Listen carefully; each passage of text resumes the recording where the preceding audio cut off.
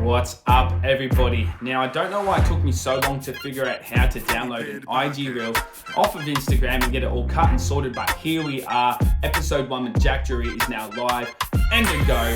Firstly, though, I want to take a second to shout out some brands and businesses that I use and endorse. Top of the list, we got All Mountain Sports. Thank you guys for everything that you do for me and for the community. Then we've got Spank Bikes, Lee at Protective Wear, Purity Plant Protein, Crush Oz Cleaning Products, Bike Corp, and that's it. Let's get to it. Yo, we're gonna let a few people roll in. Rob, good to see you, my man. Thank you for popping in. We got Caleb in the joint. What a shredder. Jack, don't know. I see you. Oh, wow. We got tons of people rolling in. This is sick. Man, this is epic. Wow. Man, Heath is on. This is dope. Jack has joined. Well, I better... Look, I'm going to have to invite Jack in now because that's what it is. It's what it is. Go live with Jack Drury. Let's do it. A little bit. Just a few shoes. Yeah, there's a few in the background, that's for sure. All right, Jack should pop up in any second now. Yeah, big man, what's good? Nothing much. Guys, welcome to the first episode of the Fully Pinned podcast. It's a little bit different to how you guys might have seen things before. You know, it's YouTube. We're eventually going to have episodes up on YouTube, but for now, we're going live with the man, Jack. Thanks for stopping on. Pleasure, thanks for being our first guest. Appreciate being here. Oh, bro, it's absolutely nuts. It's so funny. You put up that video, this quirky little start to it. You put up that video of your lap on shenanigans from your elite win at the Fox Superflow. And I was there today, and as I'm rolling through it, I got to say, it's ballistic. Like, it's crazy to think how quick you were boosting through there. And, like, I was moving for me. Man, how many times, like, leading up to the race, had you... I mean, you've probably sessioned that trail a million times, but, like, in the weeks coming up to it, how often were you sessioning the trails? I think me and a couple of guys went up there maybe 2 weeks prior just to have a run of the courses. I think we maybe did not even 2 laps of each that day. Prior to that, I've probably been up just a handful of times. So I know the tracks relatively well, but like I wouldn't say it's my local or anything like that. But I certainly knew like the flow of the track and the direction of it at least. It changed a lot on the day. I felt just having like, 450 riders or whatever it was on it over the weekend changed a lot. But yeah, it was just a dust fest, and I don't know, just seemed to put down a good run, which was sweet. And really enjoyed that track though. It's definitely probably my favorite of the day, to be honest. Oh, bro, it's like, it's got a little bit of it, it's got a little bit of everything. There's some flow. Sort of berms, got little jumps, and then all of a sudden you like, the canyon, like the gully comes up and you're in that little chute, and then you back out into the forest. So it's like a good mix, definitely a good mix of everything. It's I was just playing the video through. I was like, leaning in the berm, and I'm like, this guy is nuts. But man, you're looking, we rode out at Duck Creek couple of weeks ago, like that was gnarly, man. You're looking like you're at a stage on the bike where you're super comfortable, with how you're riding. You're really loving the bike that you're on. Like, it's really cool. You're working with, off the brakes, nuke proof, such, it's a beast of a bike. Man, like what's the rest of the year looking like for you? Like, what races have you got lined up? I committed myself to the Fox Superflow by the Rocky Trail Entertainment guys. I've sort of out the calendar for another, is it 5 or 6 races all the way from Rockhampton to Toowoomba this weekend coming up, and then a few more local-ish ones. Aside from that, I'll probably hit a few enduros, like the Carrabin one again, because that was a great event as well. And then it was a good event, and it was especially a good just start to just hit off the season for me as well, because like I haven't really raced an enduro properly before. I did one at Boomerang Farm, like sort of just after I got back on the bike last year, but it was it was horrible. It just yeah, it was just a horrible day for me on all fronts, and I just wanted to sort of really like cement in, you know, the training that I've been doing, and just to see if I've got the pace there. Because like honestly, I stepped into that race at Corralbin and I really didn't know where I'd sit. And having Rory there, that was sick Yeah, because I know how quick he is, and a lot of people. He's no, mental he's a on the beast. bike, and then it was sort of the same deal for Eastern Escarpment, Foxflow as well. Like I really sort of didn't know where I'd be sitting or who was going to show up, and I know that the fella in second, Alex, he apparently he won the series last year, so that was awesome to sort of race against him and just see my really because it's been Yep. yeah, it's been a long time since I raced, so it's been yeah, it's been good getting back on the bike. But yeah, aside from the enduros and that, I'd Crazy. hope to be sort of doing some of the winter series for the downhill as well, especially probably the one out at Yep. Illenbar. That'll be good to get to. I like riding out there. Man, it's a Yeah, it's another gnarly level track, again. man. So hitting it on a trail bike's probably a bit like bit how you going, but a lot of people do it. Well, you're not really on a trail Yeah, bike. she's Like that's a, you know, it's a pretty yeah, sweet piece of work that you ride, man. And it's crazy to think. You know, you mentioned before, you know, you had a win at the Eastern Escarpment against someone that won like the whole season, like Rory. Just to put, yeah, he smashed it. I've got a question. Someone's popped in the. It's gonna make you laugh because you can't see it, but when I pop it on the screen, I'm gonna have to get you to answer it. It's hilarious. But you know, Rory went ninth in elite. mm, And then you know the names that are on the list. You know, you've shit. got Sam, you got Richie, you got all these guys like, and then even Ollie put down a time. Ollie The Cook. young fella that Oh, you know that yeah, rides yeah, yeah, he put down a time that would have had him play. You know, I think or just on 10th or 11th or just inside like the elites, that's which is super. nuts. So people are smoking it, and you know, you're saying you haven't raced in a while. Like this is just me, you know, speaking out, putting it in perspective. You haven't raced in a while. You're feeling comfy, like the speed's there.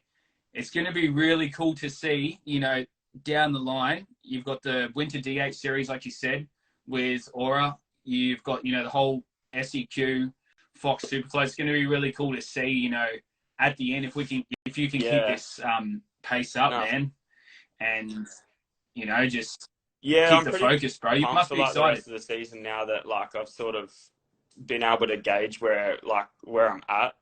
Not as a start thing like that, but Yep. just gauge where I'm at with the you know the current training and riding schedule that I've got going on like week by week. I think to get to the end of the season, I just need to stay on the bike, injury free. Might like yeah, Yeah, and like that's so the many way, people just hey. get injured all the time, and I'm just my mindset at the moment is just literally enjoy riding and enjoy just having fun and going a pace that you know I feel comfortable going, and it's not getting too wild and out of control. Because like I know as soon as it does, it always ends bad for me. So I think that that's my more mature brain switching on and just saying, well, pump the brakes a little bit. You know, you can't ride that quick. Is it really going to matter? You know, if yeah, just trying to pace it a little bit more than probably what I did way back in the day. Because Yeah, yeah, you come from a BMX yeah, background for racing, though, don't you? So like you're used to high speed, you know, 20, 30 footers, you know, over those big dubs, like ain't a thing. So, you know, carrying those sorts of speeds and then jumping yeah, on a big wheel bike, big sus bike, like, did you find, you know, when you got to hit a race pace? I mean, obviously it's you and the trail, right? But you yeah. know, you got 8 to 10 guys on a BMX track. Did you find the mentality the same going in, but the race, like Yeah. it's just you and the trail, like I said. How did you find switching over, like to Oh, racing that's a a good mountain one. bike? Well, I sort of switched over to, like, we sort of merged into a bit of downhill, like when I was still pretty young. Probably at an age where Yep. my sort of, how do you say this, like, sort of race head probably wasn't, you know, mature enough to answer that question wholly and solely. But like, you know, I do remember, you vividly remember like BMX races, especially like at state titles or nationals and that, where like, you know, the pressure's on, and it's not only on for you to firstly hit the gate, like get down the start hill and get to the first corner, but also too, you know, you've got 8 dudes lined up next to you with their sole objective is to get to that finish line first. So I suppose it's like, in a way, it's a little bit different. I think it's more like on you to obviously make it down the track, but there's just other elements that could go wrong. Yep. You know, like all those race runs that we did at Eastern Escarpment, like there was, you know, soccer ball sized rocks on some of them in the middle of turns, and you're like jumping over or hitting them on the side, and it's sort of Right. being able, 100%. I went through there today, and when I went through there today, there was you could see even from the last time I was there, because someone mentioned there was like watching. What did he say? What did Nathan say? It was like, you know, watching an ant trail, people climbing back out, and just like he said, from the start of the day to the end of the day, that the trail just like things were and just I think completely. it was just like a matter of, you know, adjusting, like being quick on the reaction side of things and adjusting your sort of your race strategy and not really it. You know, if you race a downhill or a BMX race, you sort of want to hit every line and you want to hit it perfect and this and that. But like for me in enduro, I sort of take a different approach where you're not getting a perfect run. At the Fox Flow, we're very blessed to have like, you know, unlimited runs essentially, even though like it's pretty hard to do that. But you know, not everything's going to be perfect and you just got to deal with it. And I think it's about like just staying relaxed and in a sort of like in a stress zone where, you know, you're still going fast and you're still pinning it around corners, but it's also like, all right, I can quickly react and I can quickly change like from sprinting flat out to dialing it way back and actually just focusing on the lines and focusing on riding your bike as well, and not just charging at things like you never do in practice. So don't do it in a race sort of deal. So I think it's just finding that balance there in a race run, to be honest. It's cool. It's really cool that you say that, because someone I'm very lucky to ride with, Craig Fisher. Like he's got a massive history in you know, obviously like I know you know who he is, and like, you know, some of the things that he's achieved. And now I've picked his brain about so many things. We're going to have him on as a guest later on, and the mentality he took to racing was like, I just want to ride my bike. He did a couple of things different with the way that he set things up and stuff like that, but he's like, I just want to ride my bike. You push, you know, if you push and you're hitting that 101%, you're basically on, you know, you're living on that edge. And that's exactly what you're saying. Like you're living on that edge of that line. One of his main things he says, like, ride smooth, you ride fast. Hit your lines, brake at the right times, get off them at the right times, ride at that 99% mark. But if you do that consistently over the whole thing, whether it works for everyone, uncontrollably control, someone said, like, you know, you see Josh said. So it's really cool to see like you're adopting mentality like that, you know, because I've heard people it's like, I just like to effing pin it, and somehow it, you know, Paul Kodak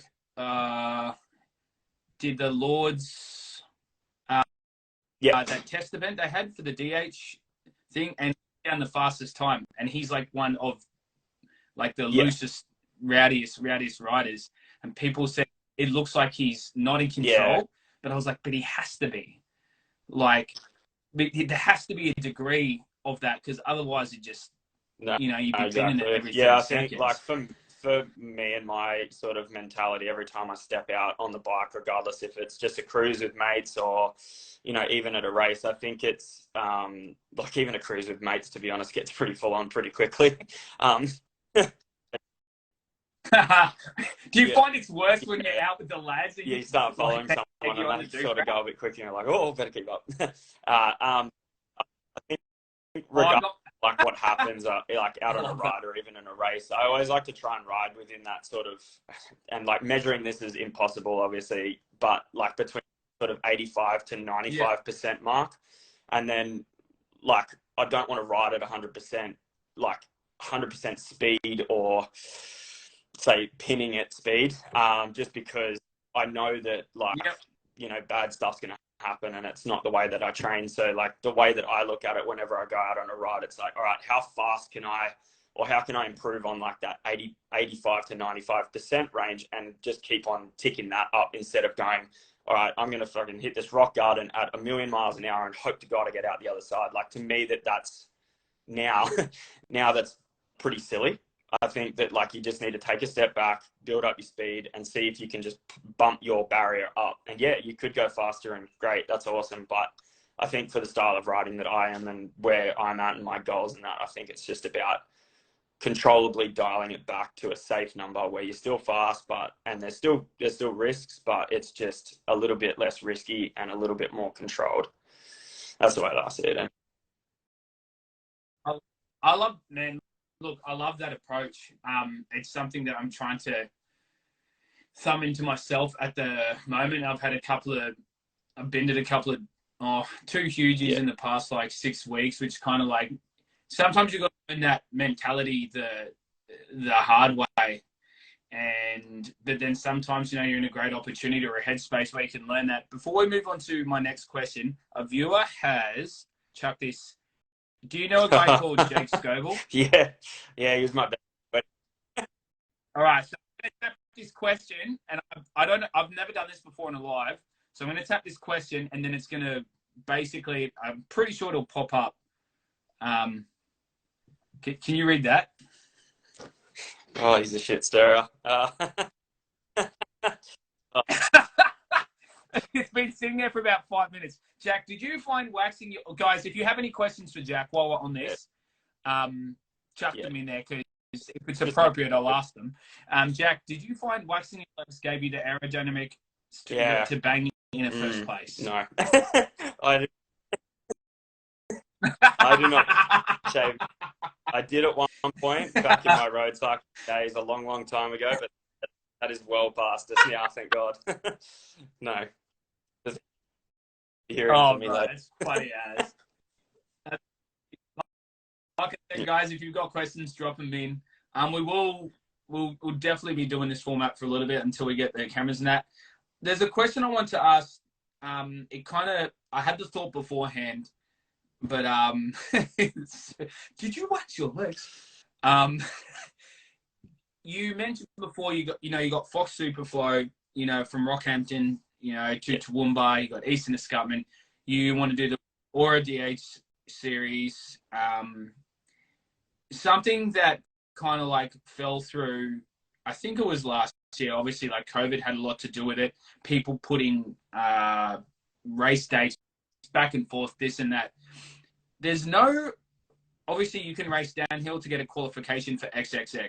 You can race XC to get a qualification for XXS and go to do this. And like there's stepping stones. But for enduro, there's clubs, or, there's like there's businesses like Fox, putting on the Superflow events where people can experience the race thing, but obviously, as there's no like real, outcome at the end of it in regards to qualification for bigger events. Do you think there's something that will come about where people can race here without having to travel to 1 or 2 UCI, enduro events that we might be lucky enough to have in Australia? Do you think that there's a future to have like a proper like Oz cycling enduro circuit like within Oz, or do you think it's too problematic? Look, I hope so. Short story, I hope so, because I've been talking to a lot of people about this, and apart from staying healthy all year and racing, and hopefully doing well in the Fox series and at each race and that sort of stuff, my ultimate goal now is to just go and basically participate in, what are they calling it now, the EDR, so the World Cup, next time that they're in Tasmania. Like that is like the goal for me. Just to go and experience it. I don't expect anything of it. But yeah, I've been talking to a lot of people, and the way to get there it's pretty harsh. Pretty much, if you're not willing to travel interstate, we have one opportunity this year for a rider such as myself to even gain minimum points to go towards a World Cup. And this is as far as I believe. I haven't looked too far into it. I'm just sort of going with the flow at the moment with it all. But we have state championships, which again is all the way up in Rockhampton, and to play sort of the only points grab in Queensland for the entire year on one race, I feel as though it's a bit, hey, like, too risky. You know, like all these riders are going to show up. Like, you know, there could be 10 guys there that are hoping just to get a spot or qualify for the EDR. And I don't know how many spots they've got or whatever, or what the point system's like, but that's a lot of pressure just to do that in one race. And, you know, like if you have a uncontrollable mechanical or flat or something goes wrong that's just not your fault or whatever, then, man, like your whole year's sort of, or your whole goal for the following year or the year after is sort of gone. So, and then, you know, if you don't make it there and you've got the funds to go down to Red Hill in Melbourne, cool, but like not everyone does, and not everyone has the capacity to sort of do that. So even Rockhampton's like a bit of a push, you know, it's an 8-hour drive or whatever. So, And it's probably the same flights. It's probably the same cost to fly to Rockhampton as it would be to fly to Sydney or Melbourne. So you're looking at, okay, let's say, you know, you and the wifey go, there's $500, $600 on flights. You want to carry a bike bag, so you got to have your own bike, then you got to carry the tools. So there's like, you know, obviously, like, you know, you got to buy extra luggage on top of your 30, so you're going 60 kilos of luggage, accommodation, food, entry fees. You're $2,000 deep in the hole for what? For like one. I mean, this is putting it out as it is, because like this is, you know, obviously I raised this question, but you're $2,000 deep in the hole to maybe, you know, and everybody else there in your category, you know, in elite open men's or whatever, however they have it, is literally their chips on the table the same way. So how many guys are going to ride past that 100% point just to get those points? Yeah, it's hard to sort of fathom when you sort of put it on the table. But like ultimately, like I personally think that, I don't know, like you have you done a Rocky Trail before? Nah, so like in my opinion, and I've been to like enough events to know what's well run and what's kind of not. Rocky Trail do an outstanding job. Like that day, 440 riders or whatever it was, they smashed it. They were so on top of it all. I personally think that like they should be given the keys to be like, all right, we're going to run this series of 5 or 6 races, 7 races or whatever, have an allowance to miss out on one race, because not everyone can spare that amount of cash and whatnot. It's, you know, it's a commitment, and do a series, and, you know, that series sort of, those placeholders in those series get ranked accordingly, to level up, because literally that's all we've got. So I don't know. I like personally think that the keys should be given to a company like that knows what the heck they're doing. Like, let's face it, like no one else has stepped up to the plate this year to run an event. And I'm not saying that that's an easy thing to do. Like I would not do that. But if Oz Cycling hasn't got a series going, I think that like they should be definitely handing it off to Rocky Trail. And yeah, if they want to put in like certain rules and that for like the elites that want to go to the EDR and that sort of stuff, like, okay, cool, special conditions for those that want to enter in that, even have like a separate category. I'm not sure what that would look like, but it's like, it's a full-on series, and there's some series out there. Right. All around Australia, like it's you could, man, and look at the let's be real, Fox arguably, you know, the biggest name in suspension, and not just suspension, but like, you know, if there's action sports, Fox is in the picture, you know, so like, and Oz Cycling, you know, to get to the UCI, they smack their name on it. You know, there's all those other huge businesses. You know, we're going to talk about money side of things. Like, the people are so, if we give them the keys to make these, you know, points events for you to go to the EDR, or make that the qualifying series for you to go 100%. Elsewhere, it would be so easy for them to be like, we want X percentage, we want X money, and then the event, they don't have to do almost nothing Yeah. except chuck their tape Yeah. up. You know, like all, you know, Rocky Trail Yeah. Entertainment, like you said, do an incredible event. They've got all the volunteers. And it's funny because we can sit here and Yeah. go, oh man, this is simple. They could go and do this. And like, someone Yeah. sitting at a desk that's like, Yeah.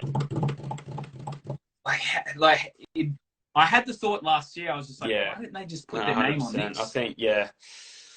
Yeah, I don't know. Like, I feel as though with all these, you know, with all these, yeah, major sponsors, as you say, like, I think it'd be cool, like, to, yeah, like, put some stakes on the line for it. And like, realistically speaking, you're only going to get more riders there.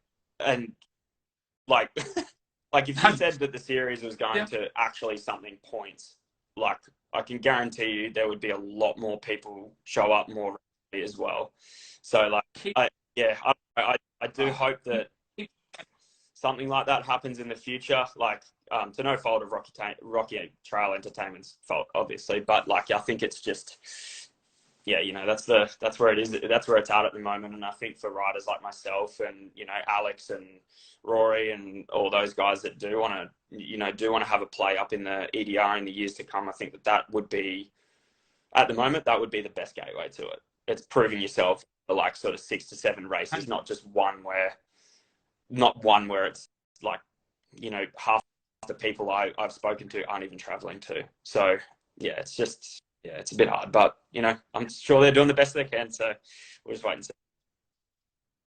You can only see, oh man, you can talk about possibilities and options of what it could be like, but in the end, we can only, you know, wait and see what's going to happen.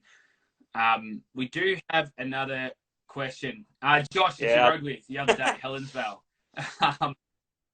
Well, bro, I got to ride with him on Saturday in the rain. Funny story, I haven't seen him. When I messaged you, I was like, bro, you rode with Josh.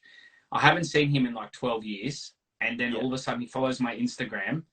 And then because I didn't know when I watched Greg's video that it was him, because I just saw the Instagram tag. Like, and I was like, how is he like riding bikes so wild? Anyway, and now we're just riding bikes together. 12 years not seeing each other. But he asked the question, and it's funny because we've actually spoken about this in the last couple of weeks too. And I watched that Sam Hill doco. Yeah, downhill idols. Yeah, bro, he looks so young. I think it was yeah, because I rewatched what was it? I think it was the movie called First by Clay Porter, and yeah, that's the one.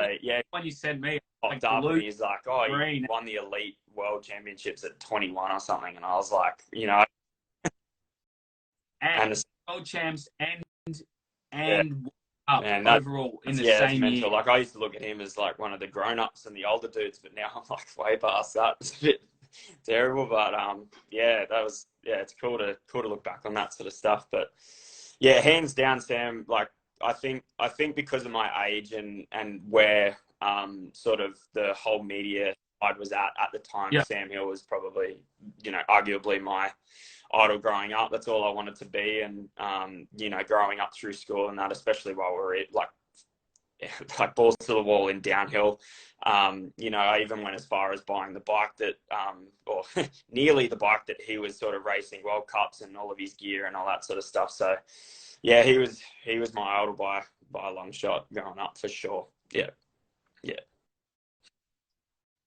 Man, people are chiming in now on this EDR.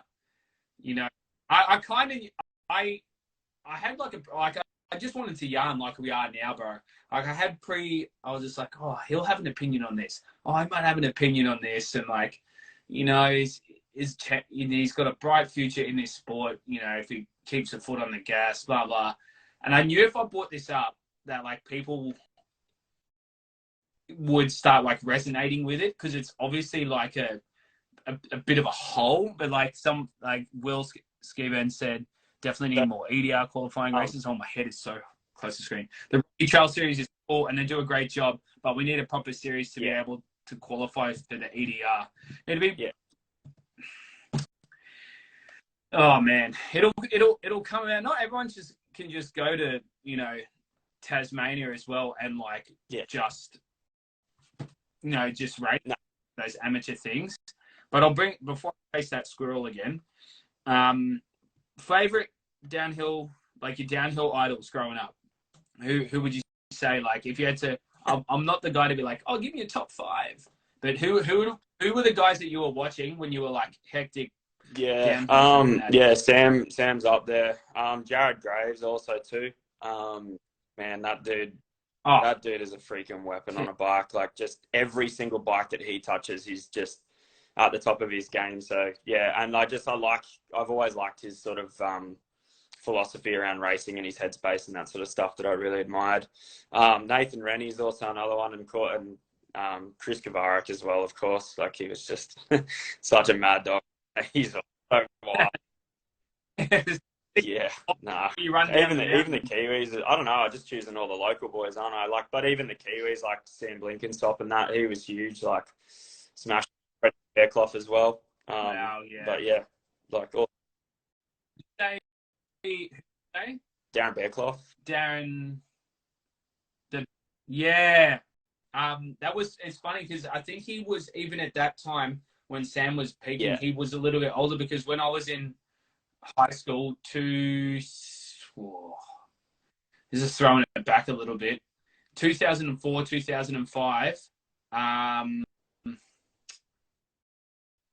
there was a series that I sent you, that drop-in series. It was like Brett Tippy, Dan Bearclough, Mike Kinraid, and a bunch of like those other OG free rides. And I'm pretty sure out of that, what they were doing in Utah came like Rampage type thing, because that, you know, full blown harking everything, big baggy, like you know, Oakley, like super metal, like Mazbouq thing. And man, being I was 17, 18 and seeing that, I was just like, it's just like it's mind blowing. They're just like, oh yeah, that looks like a good 100 feet. Like, and then, oh bro, it's crazy. And you think about how much tech is advanced and how bikes have advanced, and these just it's like, oh yeah, I could die, boom, like boom. It's the, absolute legends though. Like, that whole era was so, man, for lack of a better word, it just seemed like if you were to look at mountain biking as a form of music, I was like, that's metal. Like, no, all those dudes are so rowdy, man. So many, Kyle Strait, Dan Bearclaw, Josh Bender. There's comments. Oh, someone mentioned, really cool. I'm going to pin this comment. We at Mount Cotton Riders Alliance, I actually saw Ken, one of the guys who's in MCRA. They're trying to get an Oz cycling event at Eastern Escarpment.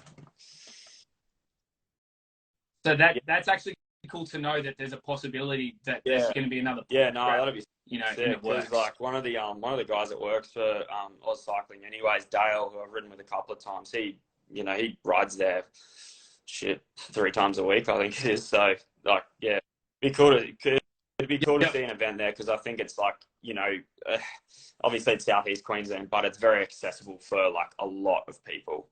And I think that you know, that venue has enough in it to, you know, for riders like us to progress to like sort of that next level. It's not, you know, by European standards, it's obviously nothing crazy. It's probably a green run in Europe, but it's enough. It's enough. And it's enough. Like, it's enough, I think. But you know, who knows? See what else happens. Yeah, we'll see what happens. Lucas, message me or message this account afterwards. Hopefully you're still watching, haven't dropped out of live. Message this account afterwards so we can start a conversation. So I'd love to be kept up to date on that, because if we get some news of that, then I'd love to pop that out there. On that though, it makes me think, if you were to have, let's say obviously we can't have, 10, 15 races a year or whatever that are points grabs within Queensland. It's more, ideal to have 3 to 4 or 5 a state. If you have 3 to 4 races, let's say West Mount Cotton or like Eastern Escarpment is one of them as an Oz cycling points qualification event. If you 3 or 4 more, where are you going to put them in Queensland? That's a good one, because like I haven't really been around enough to sort of figure that out.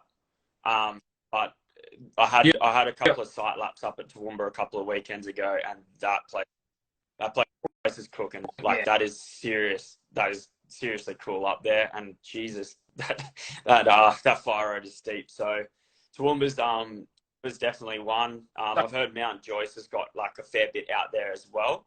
I think it just like the guy that was running shuttles out there just closed his business. I don't know if there's anyone maintaining. Aaron from Mountain Bike, Brisbane Mountain Bike Shuttles or something. Yeah, I think he sold up. Just I'm not really sure on what the whole deal with it was, but I think it was expensive. So yeah, like you got to do what you got to do. But yeah, I'm not sure on the whole shuttle situation out there anymore. But it's like sort of on private land and sort of not or something. I'm not sure.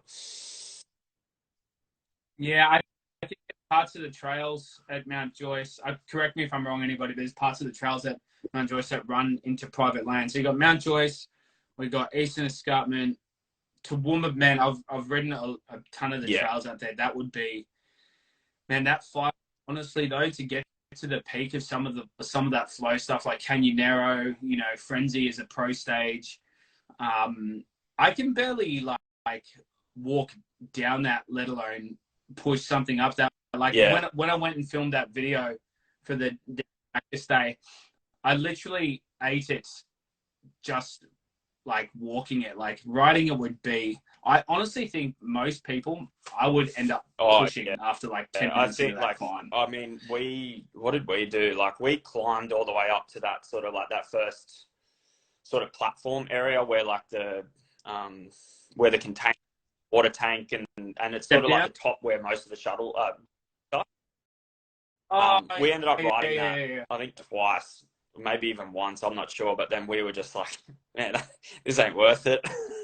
Like it just got so heavy on the legs. And then if you go up past, is it the top of Canyonero where it sort of like crosses the downhill track, where that is? Yeah, so when you come down the top section of Frenzy, you finish that before you break to like section, it spins off left, and that's the start of Canyonero. Yeah, and then anything after that, we push the whole way, man. Like that is so steep. Like, yeah, I'm not looking forward to that at all. But I mean, nah, I guess most people will do just one because they're like, oh yeah, no, I'll do a couple. They'll do the push up and be like, no, I'll just do one. Like, because I don't know. No, you go. Sorry, you go. I don't even know. There's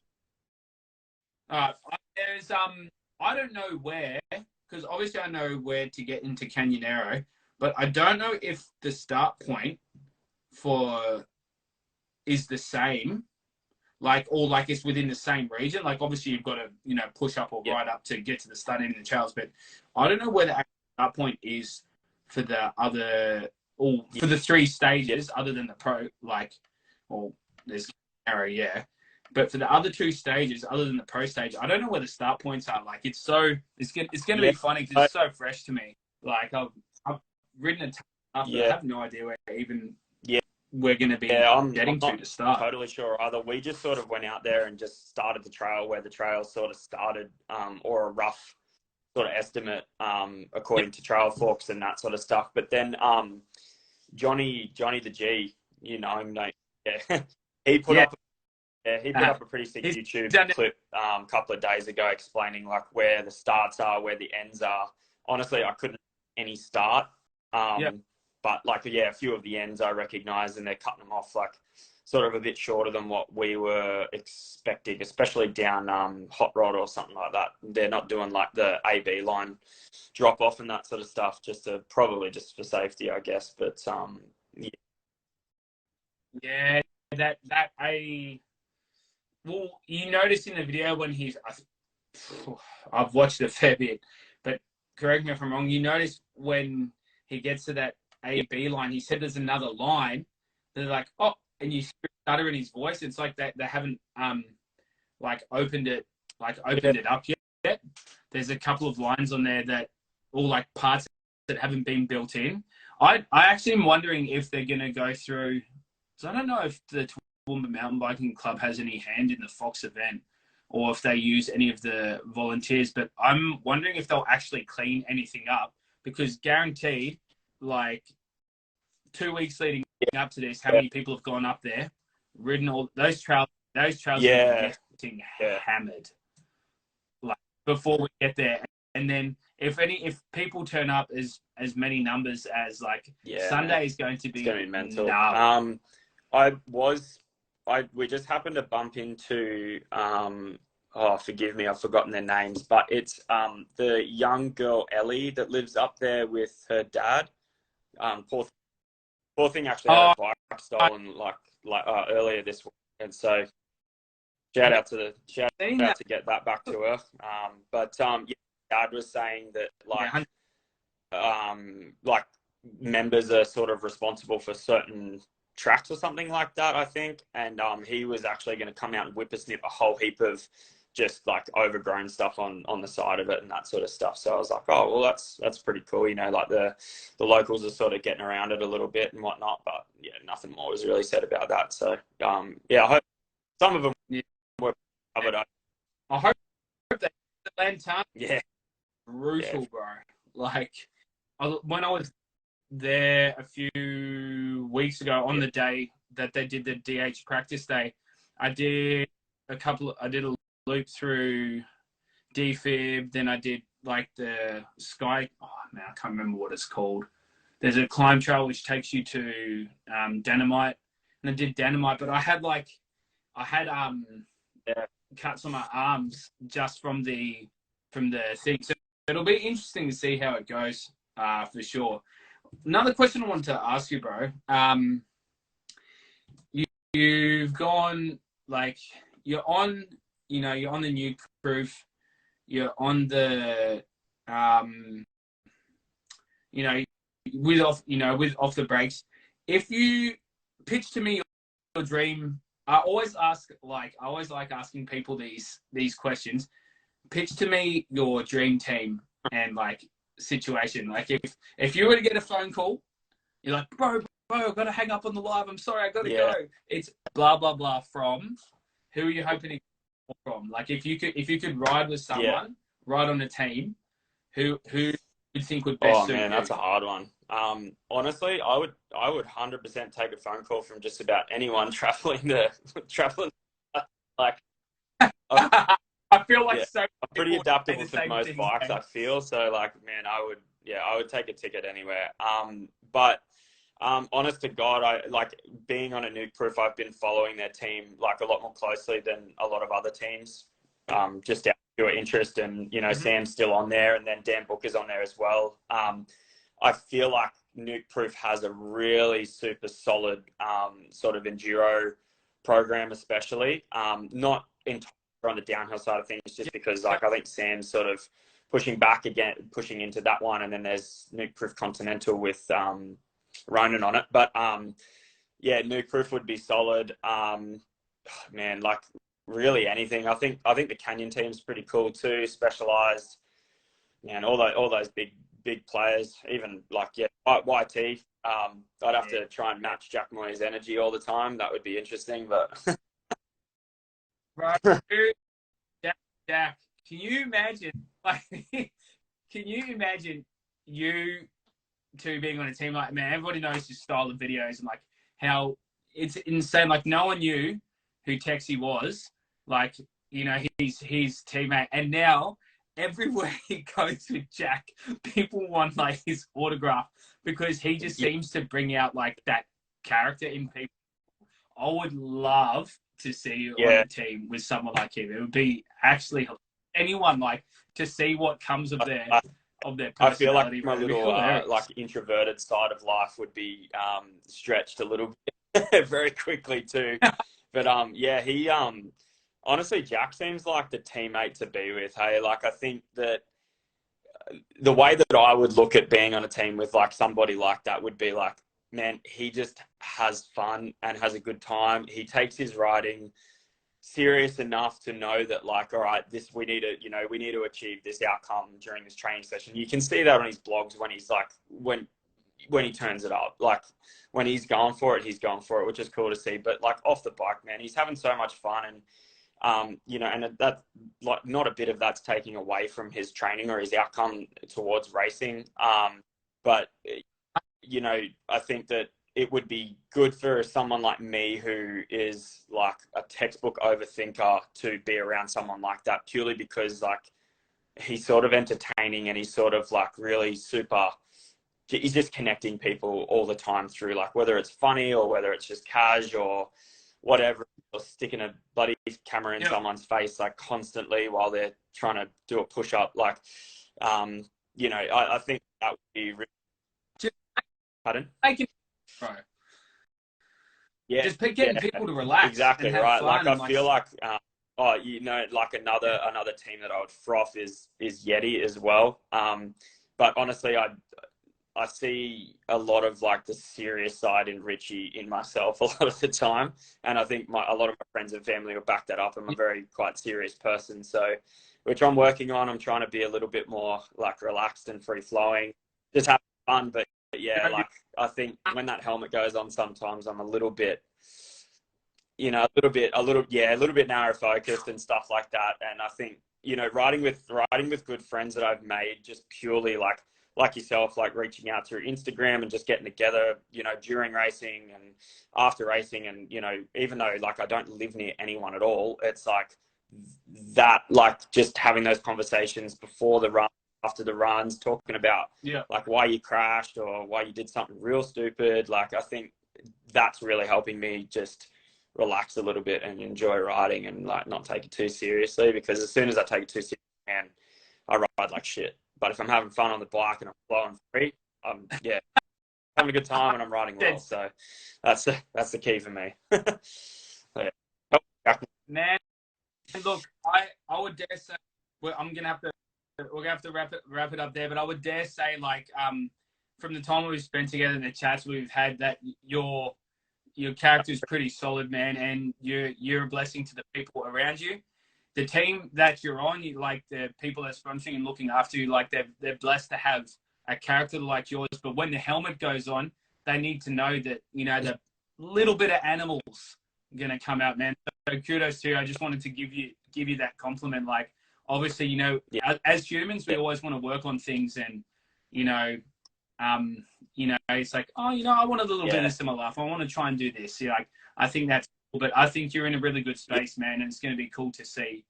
Thanks, man. I appreciate those kind words, but yeah, I'm stoked. I'm really stoked with the space that I'm in at the moment. The support that I've received, like, especially from my wife, like, with it all, and you know, that it's been a flick of the switch for me. You know, when she first met me, I was pretty devoted to sort of like the CrossFit area and that sort of stuff, which due to lingering injuries and, you know, my lanky ass body, it just didn't suit. So you know, jumping back on the bike was a huge change in sort of lifestyle. He has just been like so supportive of that, and same with my parents and all that sort of stuff. Jumping back on the bike, they thought it was the best thing ever. And then, you know, like guys like Sam at We The Riders and Damo at Off the Brakes and that, like, just pretty much welcoming me as a stranger, basically, in as open arms, was just huge. Just help that little bit extra, and know that, like, when you're pulling up to a race event, you've sort of, you know, you have like this little sort of group that you can connect with and something you have in common, or you can go to a run with, and that. So I'm super blessed and thankful for all my community and network, I guess, for sure. I love to hear it, man. What I'm gonna do is, when this is finished, I'm gonna save it, and then I'm actually gonna download the file as well. But it'll be available on the reel, so you'll be able to share the reel as a piece of content for you. And I'll put, you know, the collaborator thing on, so everyone, you know, on your profile can see it, man. But such a sick time to sit down, you know, get a bit, you know, get to know you a bit better and get your perspective on things too, man. I know I know you did mention that you were nervous, bro, but like I said, we just did that thing, bro. We had a chat, we had a yarn, we expressed some opinions, and I think it was cool, bro. And definitely want to have you on again in the future. Absolutely, if that's man. something you'd be happy to do. Anytime you want to have a chat, it's been a pleasure, man. I appreciate your time and having me on as the first guest to your podcast. So yeah, you're a legend, bro. Mate, good. Thank you so much, man. bro. I really Thanks, appreciate man. it. Cheers. Have a good evening. Guys, that is the first Fully Pinned podcast done and dusted. Thank you so much, Jack. That was absolutely flipping epic.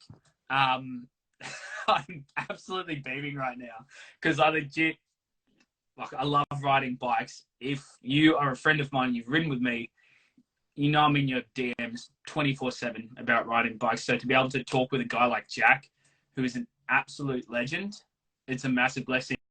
Now, this is going to go up on the profile 2 weeks. We've got Johnny the G. We've got the next one on. Johnny the G is going to be our next guest. But thank you so much for the support. Share this around. Let's get it blown up and let's get more Aussies on the map. Hopefully we'll have some gnarly guests down the track as well. Thank you so much, everyone. Peace out. The Fully Pinned Podcast.